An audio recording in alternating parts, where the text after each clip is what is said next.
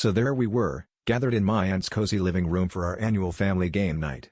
The usual suspects were present, my parents, siblings, and the notorious cousin Larry, who had a penchant for taking things a bit too far. The evening began innocently enough with rounds of Pictionary and Uno, but eventually, we found ourselves knee-deep in a game of charades. Cousin Larry, ever the enthusiast, volunteered to go first. With a dramatic flourish, he picked up the card and scanned it with an intensity usually reserved for deciphering ancient scrolls. "Giraffe," he announced, and the timer began. Larry, however, seemed to have a peculiar interpretation of what a giraffe looked like. Rather than sticking to the usual pantomime of a long neck and awkward eating gestures, he opted for a more interpretative approach.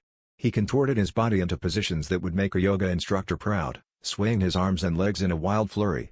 It was as if he was trying to summon a giraffe spirit, rather than mimic one. The room was silent, save for the faint ticking of the timer, as we all exchanged puzzled glances.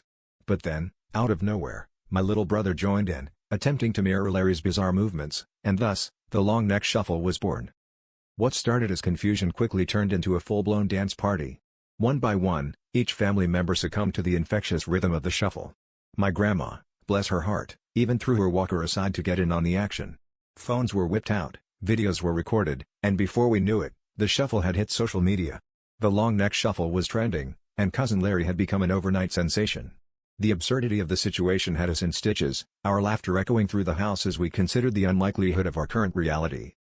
By the end of the night, as we sat amidst the chaos of toppled furniture and a living room that resembled the dance floor more than anything else, Cousin Larry basked in his newfound fame. He turned to us, a smug grin on his face, and declared, "Well, I guess you could say I really stuck my neck out for that one."